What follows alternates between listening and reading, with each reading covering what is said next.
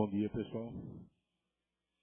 Pessoal, como todos os anos, no mês de junho, a casa está promovendo a feijoada. Então, para quem já aderiu ou quem queira aderir à adesão, está na biblioteca. A feijoada vai ser produzida por nós mesmos, o nosso chefe está aí. E no dia 30 é a retirada dela. Então, quem quiser aderir à adesão, vai ajudando a casa, é só passar na biblioteca ou com alguns trabalhadores, tá certo? Vamos fazer a prece inicial então?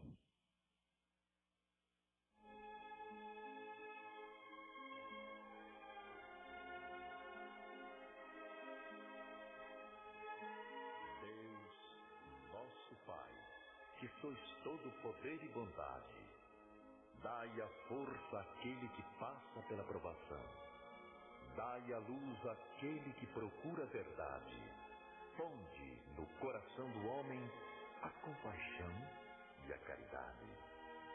Deus, dai ao viajor a estrela guia, ao aflito a consolação, ao doente o repouso. Pai, dai ao culpado o arrependimento, ao espírito a verdade, à criança o guia, ao órfão o pai. Senhor, que vossa bondade se estenda sobre tudo que criastes. Piedade, Senhor, para aqueles que vos não conhecem. Esperança para aqueles que sofrem. Que vossa bondade permita aos Espíritos Consoladores derramarem por toda parte a paz, a esperança e a fé. Deus, um raio, uma faísca do vosso amor pode abrasar a terra. Deixai-nos beber na fonte dessa bondade fecunda e infinita, e todas as lágrimas secarão, todas as dores se acalmarão. Um só coração, um só pensamento subirá até vós, como um grito de reconhecimento e de amor. Como Moisés sobre a montanha, nós vos esperamos com os braços abertos. Ó bondade, ó beleza, ó perfeição, e queremos, de alguma sorte, forçar vossa misericórdia. Deus, dai-nos a força de ajudar o progresso, a fim de subirmos até vós. Dai-nos a caridade pura, dai-nos a fé e a razão. Dai-nos a simplicidade que fará das nossas almas o espelho onde se deve refletir vossa imagem.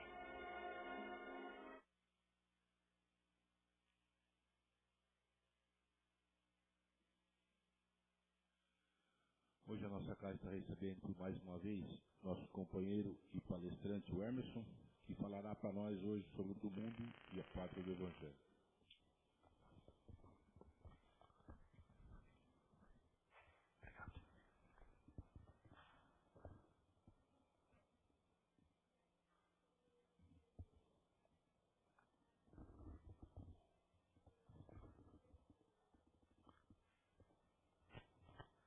Bom dia a todos.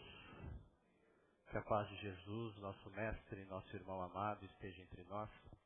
Agradecendo desde já a oportunidade de aqui nos encontrarmos, debaixo da proteção, da orientação dos benfeitores espirituais, que tenhamos o nosso entendimento voltado para as lições dessa manhã e que, sobretudo, ao compartilhar essas lições, saibamos que estamos não somente amparados, não somente muito bem direcionados e conduzidos na presente existência, mas que temos um acompanhamento todo especial e todo particular no momento de transição como este que vivemos no nosso mundo, em que tantas ideias diferentes e por vezes distorcidas nos chegam e é preciso lucidez, clareza de entendimento e um roteiro seguro para prosseguirmos.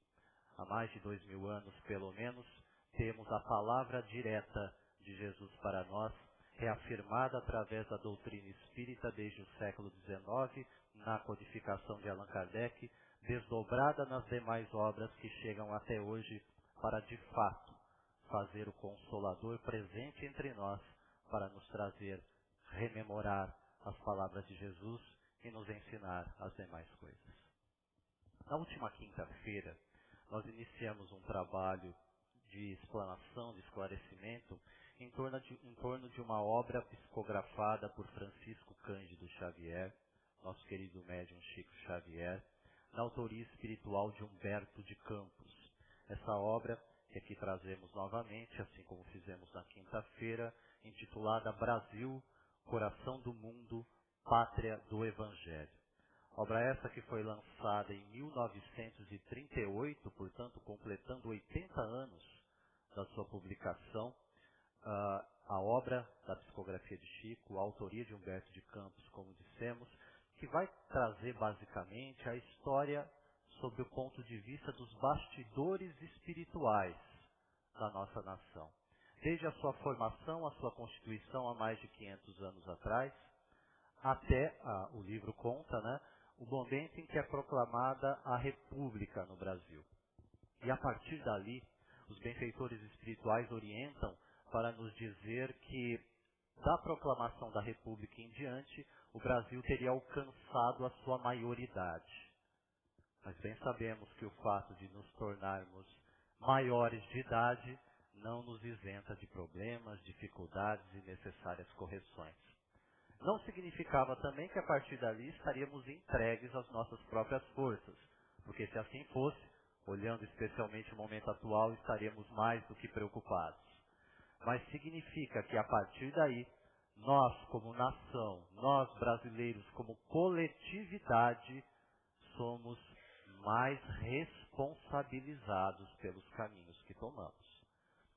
Se desde a formação do nosso país até a proclamação da República fomos de fato tutelados, acompanhados, como um pai ou uma mãe faz com um filho, ao alcançar este momento da história do Brasil no século XIX, assumimos uma responsabilidade diferenciada. E a partir daí, e por isso também, seremos cobrados no tribunal da nossa própria consciência como indivíduos e responsabilizados como coletividade, como nação. Mas para entender melhor a respeito disso, sobre a ascendência espiritual desta obra de Humberto de Campos, revelamos alguns pontos que desde a introdução, o prefácio dessa obra, o benfeitor Emmanuel, responsável pelas atividades mediúnicas de Chico Xavier, enquanto ele desenvolveu por 75 anos o seu mediunato entre nós. Emmanuel assina a introdução da obra, assina o prefácio, entre outros pontos que relembramos da quinta-feira, ele nos disse que este trabalho, livro Brasil, Coração do Mundo, Pátria do Evangelho, visa esclarecer a respeito da missão espiritual do Brasil no mundo moderno. E relembramos o fato que se estamos falando de mundo moderno, não adianta ficar projetando isso para daqui a séculos, projetando isso para daqui a milênios. Não. É para o aqui, é para o agora. O Brasil tem sim um papel fundamental a desenvolver no concerto das nações e não poderá negligenciá-lo. Quando olhamos para a condição apontada por Emmanuel, que diz para nós que o Brasil está destinado não só a suprir as necessidades materiais dos povos mais pobres do planeta, como também facultar uma fé pura e raciocinada, que possa também alcançar e iluminar todos os povos da Terra. A grandeza do trabalho já demonstra o tamanho da nossa responsabilidade. É natural que ao olhar o momento do nosso país pensemos, algo deve estar errado. Devemos estar enganados a respeito dessa destinação. Mas vamos rememorar, porque toda destinação tem uma ascendência anterior. Algo foi dito antes a respeito disso. Quando consultamos as páginas do Evangelho, vamos encontrar uma anotação que deveria pelo menos despertar a nossa atenção. No Evangelho de Mateus, no capítulo de número 21, especificamente o verso número 43. Jesus está conversando com os discípulos e com uma multidão que acompanhava aquilo que ele estava falando. Jesus está contando a respeito de mais de uma de suas parábolas, parábolas, aquelas histórias que ele contava, que eram repletas de símbolos, mas que traziam fundamentalmente realidades morais e espirituais para o nosso entendimento. Jesus está contando uma parábola a respeito dos maus lavradores, falando que Deus enviara em vários momentos, em várias épocas, lavradores, entre aspas, profetas, para nos anunciar a sua vontade. E todos foram mortos pelos maus lavradores. Se eram lavradores, tinham uma terra para cuidar, tinham uma terra para lavrar, para que desse frutos, mas assim não fizeram. Acreditou o próprio dono da terra que se enviasse o seu filho, eles respeitariam. E o seu filho veio. Jesus está falando sobre ele mesmo. E os homens fizeram a mesma coisa. Mataram o filho do dono da terra.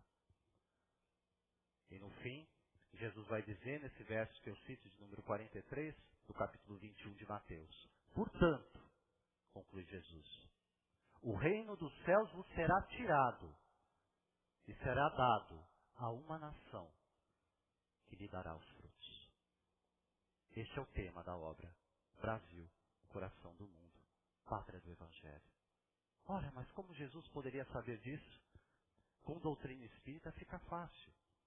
Porque sabemos que espíritos na condição do mestre, espíritos na condição de espírito bem-aventurado, puro, dentro da sua superioridade, ele próprio dissera, eu e o Pai somos um.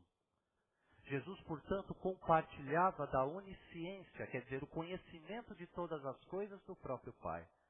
E recebera dele a orientação, mais do que isso, essa destinação, que no futuro uma nação lhe daria os frutos do Evangelho, os frutos de fraternidade, de paz, de solidariedade, de caridade que tanto falamos. Ainda assim, olhamos para o momento atual, vocês devem estar ouvindo aquilo que eu estou falando e pensando assim, será que realmente é aqui? E com isso, gente, desde já não estamos criando uma ideia de que o Brasil é superior às demais nações. Porque estes erros, ou este erro em especial, foi cometido em várias épocas.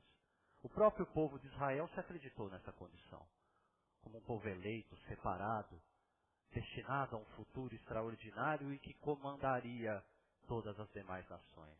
Não é disso que estamos falando. Mas cada uma dessas nações tem um papel especial. Um papel destinado por esse próprio Criador. O nosso é este. Traçado o roteiro na obra Brasil, coração do mundo, pátria do Evangelho.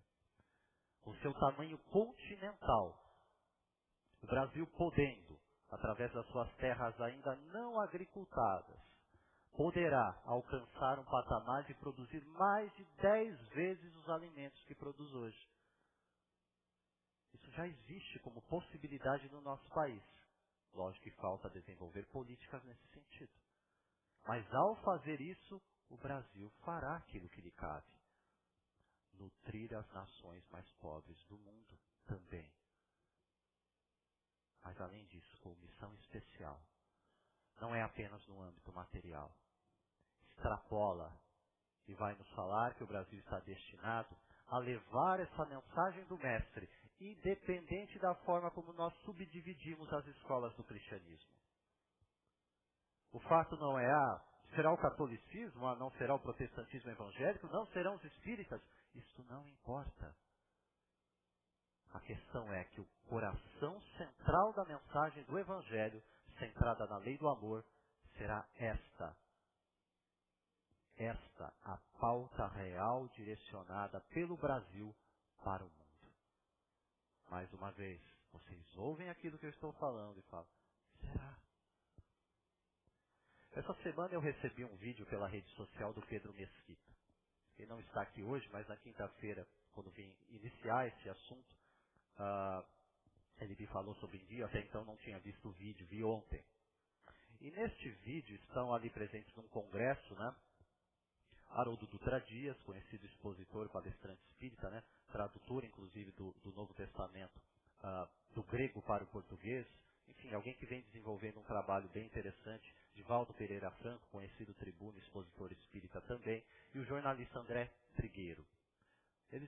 portanto, ali no Congresso, entre outras pessoas, e o André Trigueiro, jornalista, vai fazer uma pergunta, ele fala assim, vou colocar um pouco de pimenta nesse assunto. Assim, eu poderia tratar o assunto café com leite, né? A gente ficaria falando aqui do Brasil, coração do mundo, pátria do Evangelho, essa destinação, que vamos dizer assim, do ponto de vista da ideia é muito atrativo, mas quando eu olho para a realidade isso me choca. Acho que é um distanciamento que não se concilia. O André Trigueiro levanta alguns dados, vários dados, e entre eles fala assim, ora, no Brasil hoje, né, dentro de um período de um ano, 60 mil pessoas são assassinadas. Isso não é para se ignorar. A cada 1 minuto, um veículo é roubado. Eu acabei de terminar aqui 5 frases, um veículo foi roubado.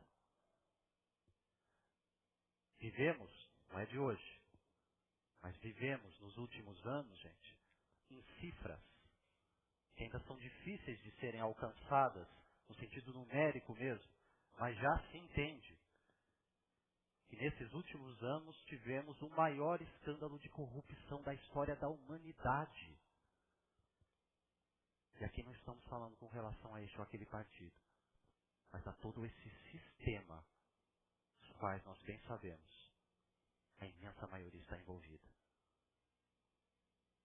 Zé Trigueiro levanta esses dados e dentro dessa perspectiva questiona, como todos nós, será Brasil pátria do Evangelho? O Haroldo vem falar a respeito disso, e assim, em linhas gerais, ele expõe a seguinte condição.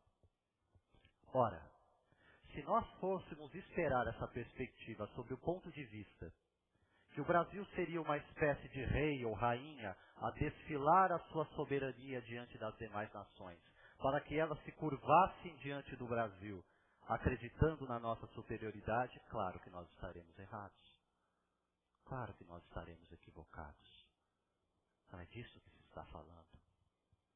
Mas se entendermos que o Brasil, sobretudo, gente, é um hospital, abrigando, portanto, enfermos. Enfermos têm enfermidades. Vamos compreender um pouquinho melhor o que está se dando na atualidade dos nossos dias. Isso inclui, gente, não determinada classe, um determinado grupo social, mas a imensa maioria de nós que reencarnamos nessa pátria, no Brasil, temos enfermidades morais. Somos tratados nesse hospital-escola chamado Brasil, que tem essa destinação, de que já falamos, de que já dissemos. Relembrando Jesus, relembrando o Mestre, ele disse o que pra gente? Eu vim para os doentes, não para os sãos. Na própria obra é descrito que Jesus chama ele, Jesus, governador espiritual da terra, chama o governador espiritual que ele indicou para o Brasil, que é o anjo Ismael. Ismael que fora citado, por exemplo, pelo próprio doutor Adolfo Bezerra de Menezes, enquanto esteve entre nós. Bezerra de Menezes se dizia um discípulo de Ismael. Ismael, como verdadeiro porta-voz de Jesus, então recebe uma missão. E Jesus pede para que Ismael trouxesse para o Brasil todos aqueles, uma grande maioria daqueles, né, que ao longo de milênios têm se desviado de suas tarefas. Nas mais diversas áreas. Pessoas que têm falhado na área da educação, pessoas que têm falhado na área da política, pessoas que têm falhado nos seus relacionamentos familiares, pessoas, como falamos aqui, espíritos imortais, que têm falhado no campo das religiões, no ensino religioso da humanidade, que juntasse toda essa turma e que viessem para cá, que reencarnasse aqui no Brasil. Ah, estou começando a entender por que a coisa caminha desse jeito.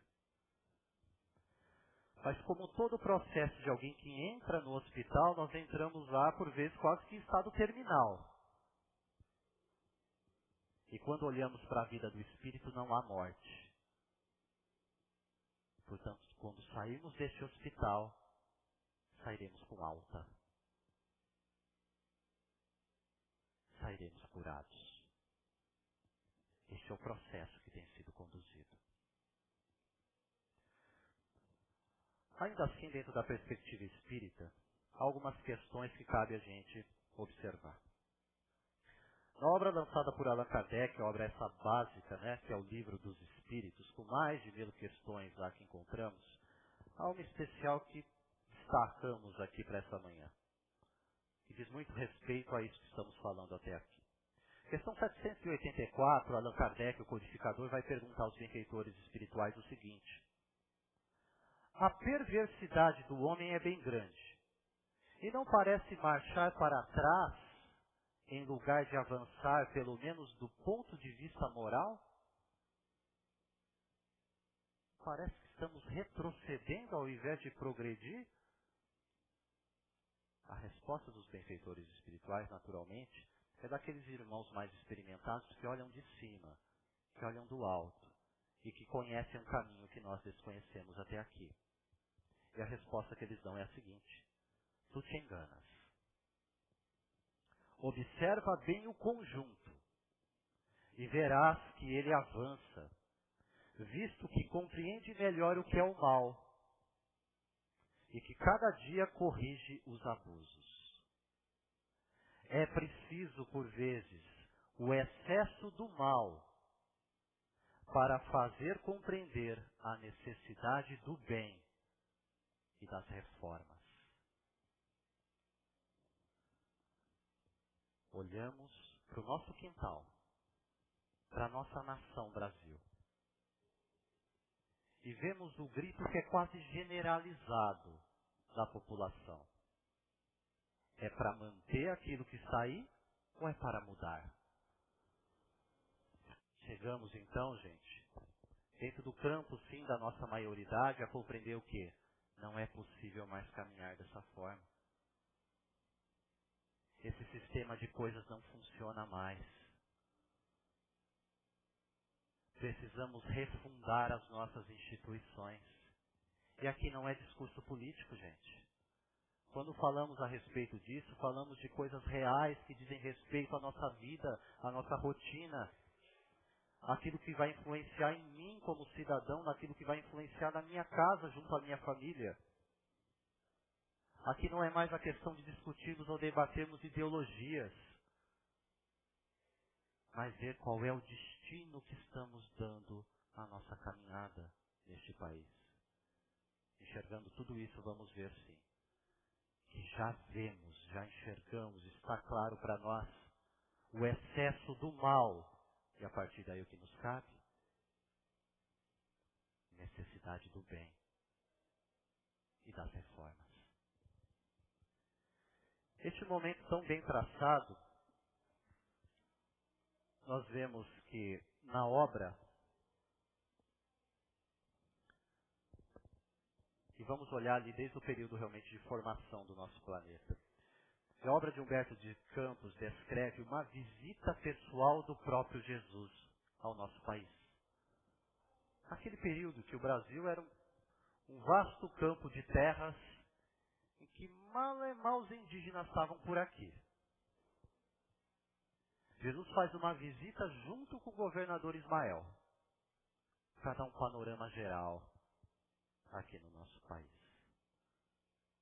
E Humberto descreve assim o momento em que Jesus, olhando a vastidão do nosso território, diz o seguinte: mãos erguidas para o alto, como se invocasse a bênção do Pai para todos os elementos daquele solo extraordinário e opulento. Exclama então Jesus: para esta terra maravilhosa e bendita será transplantada a árvore do meu Evangelho. Confirmando, portanto, aqui aquilo que ele dissera há 20 séculos atrás, lá no Evangelho de Mateus. Uma nação lhe daria os frutos. Transplantada a árvore do meu Evangelho de piedade e amor. No seu solo dadivoso e fertilíssimo, todos os povos da terra aprenderão a lei da fraternidade universal. Sob estes céus serão entoados os hosanas mais ternos à misericórdia do Pai Celestial. A destinação espiritual da nossa pátria, gente, não é algo tão distanciado de nós como podemos pensar. Basta olhar que desde o princípio essas bases foram aqui fincadas.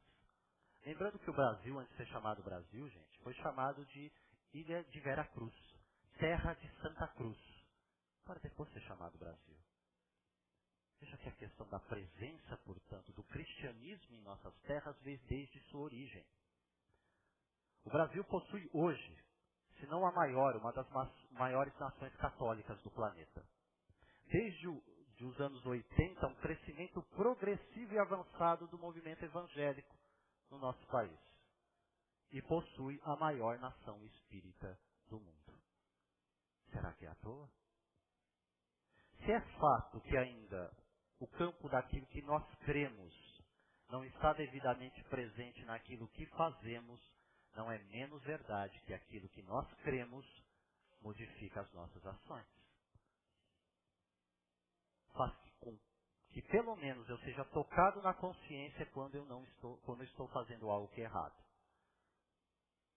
Quando eu estou gerando um mal, seja para mim ou seja para outras pessoas. Essas bases fincadas no Brasil nos desperta para a nossa missão espiritual e como indivíduos aqui encarnados para a nossa tarefa individual. O Evangelho não é para consultas, para solucionar os nossos únicos, específicos problemas individuais. Eu devo olhar para mim e olhar ao meu redor. O Evangelho não é apenas e tão somente um compêndio de ensinamentos religiosos para debatermos com outras religiões. O Evangelho é um roteiro seguro, sim, de autodesenvolvimento, de autoaprimoramento, mas fundamentalmente a boa nova, a boa notícia é a seguinte: Jesus veio entre os homens para nos mostrar que o amor é possível. Mais do que isso, ele é real. É na pauta da renúncia, é na pauta de uma vivência verdadeiramente fraterna e de uma solidariedade do qual o brasileiro representa isso já no mundo. Nenhum outro país abriga tantas nações dentro do seu próprio solo. E não é de hoje que é assim. Mostrando, portanto, uma característica particular do nosso povo. Dissemos isso na quinta-feira que reafirmamos. Em qualquer outra parte do planeta, nós já estaremos mergulhados numa guerra civil. Não estamos. Por quê? A resposta só pode vir quando eu tenho um olhar espiritual para as coisas. Sabendo que nós estamos, gente, debaixo deste acompanhamento, desta tutela. Que, portanto, debaixo dessa inspiração espiritual, nos momentos mais tensos, nos conflitos em que por vezes nós falamos, agora a coisa vai pegar. É essa ação espiritual que contém, que detém, que proporciona nós como indivíduos a pensarmos, não é este o caminho. Não será através do discurso da violência, não será através do discurso do autoritarismo que nós vamos retomar o nosso caminho para cumprirmos a nossa missão como nação. Falar que o Evangelho será a pauta do futuro para o Brasil não significa uma conversão religiosa das pessoas. Até porque nós respeitamos até aqueles que não creem naquilo que estamos falando. Mas é um entendimento muito básico, gente, muito simples, de que não é possível que seja bom só para mim. De que se eu olho para o lado e está faltando, seja na parte material ou seja na parte espiritual, algo para alguém, eu devo ir em socorro. Em doutrina espírita nós somos tanto e tanto orientados a respeito disso. Sabemos que caridade não é apenas entregar algo material, porque isso podemos fazer do nosso excesso. Mas entregar de algo que é nosso, que é da nossa intimidade para o outro, isso sim é doar de si mesmo. Por isso ela tem uma característica, sobretudo, moral. Por isso se fala, dentro do pensamento do próprio Jesus, de que caridade é indulgência, caridade é perdão, caridade é benevolência. É boa vontade para com as pessoas. É tolerância para com essas imperfeições alheias.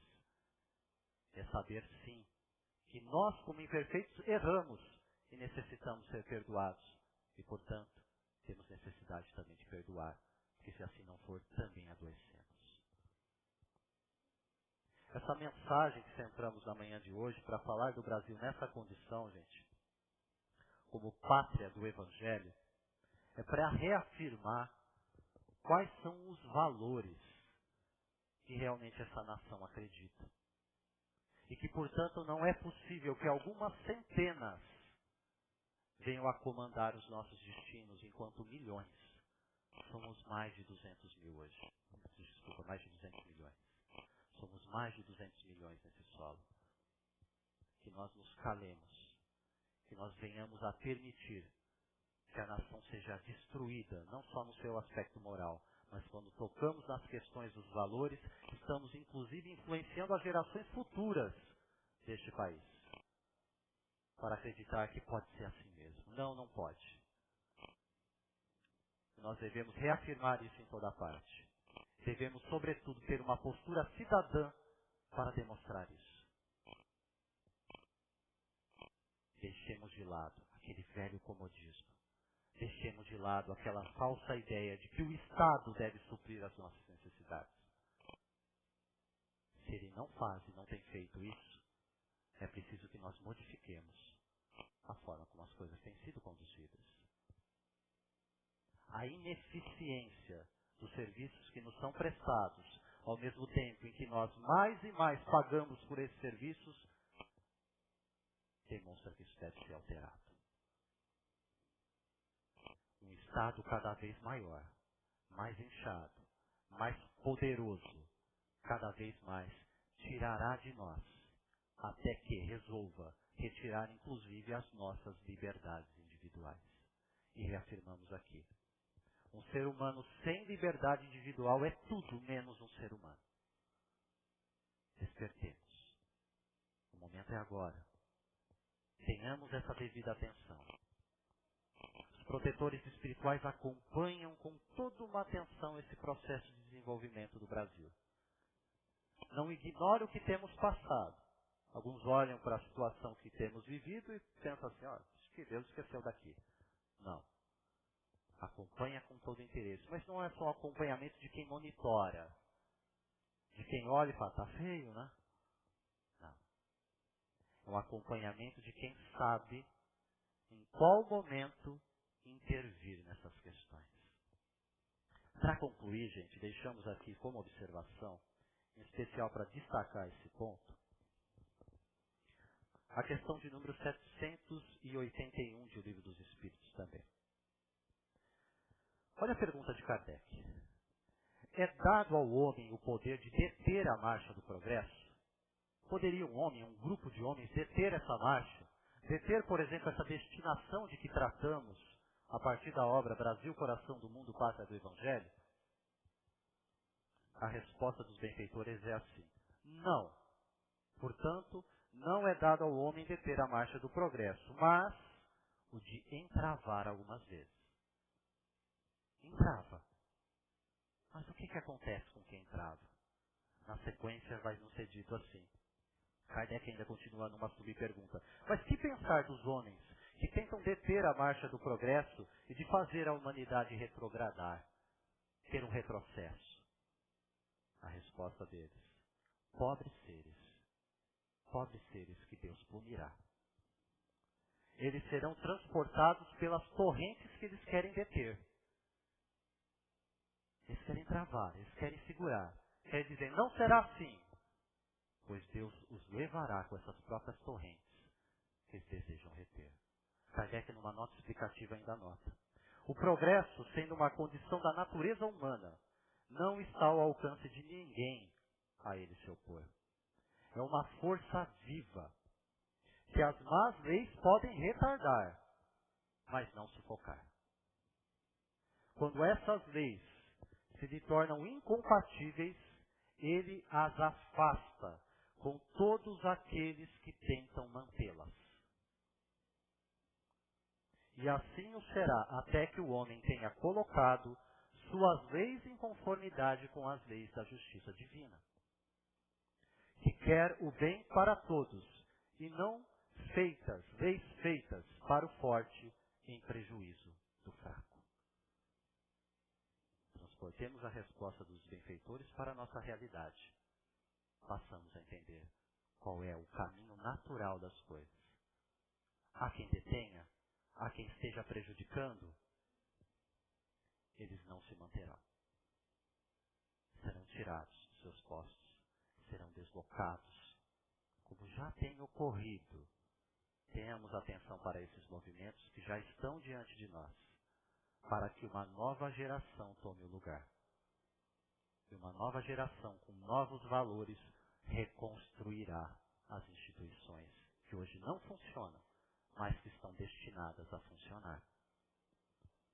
Conclui ainda Kardec ao fazer observação. Mas não há homens que entravam progresso de boa fé, vendo favorecê-lo, porque vem sob o seu ponto de vista, e frequentemente onde esse progresso não está?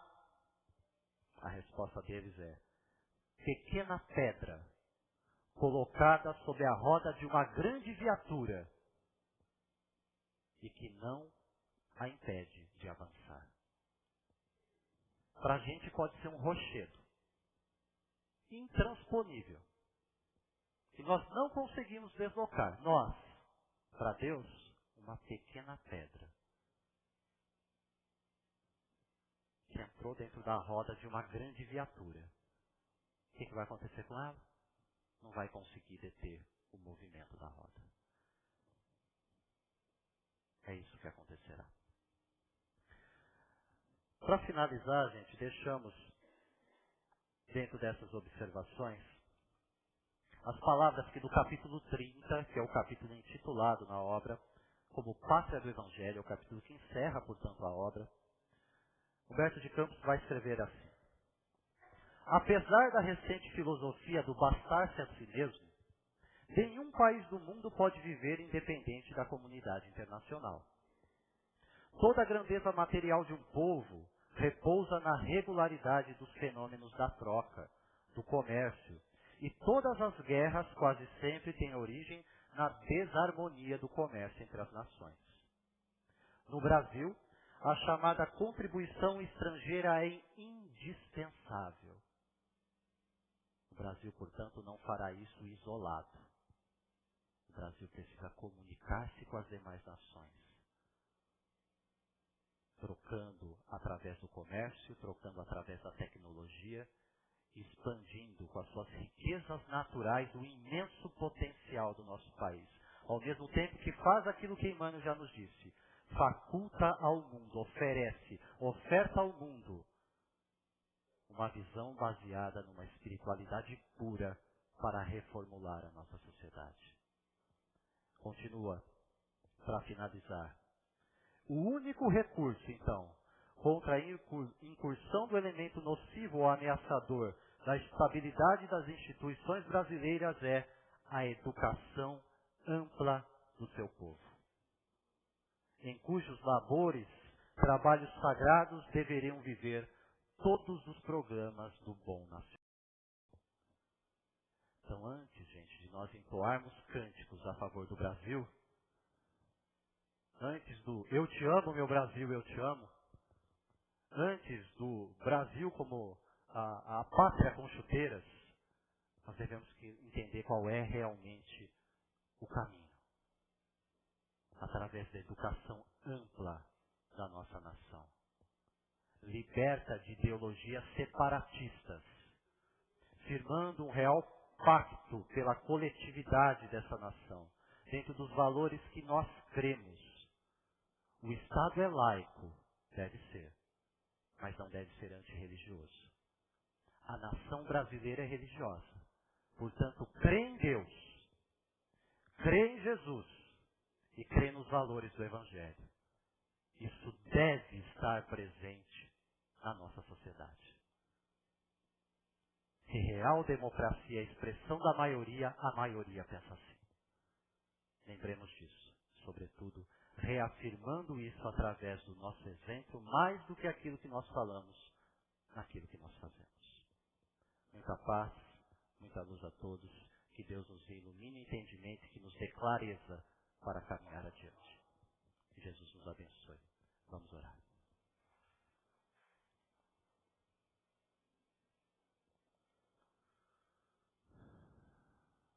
Graças a Deus, nosso Pai, pela oportunidade que tivemos de rememorar as suas lições, ao mesmo tempo que buscamos esclarecimento, Pai.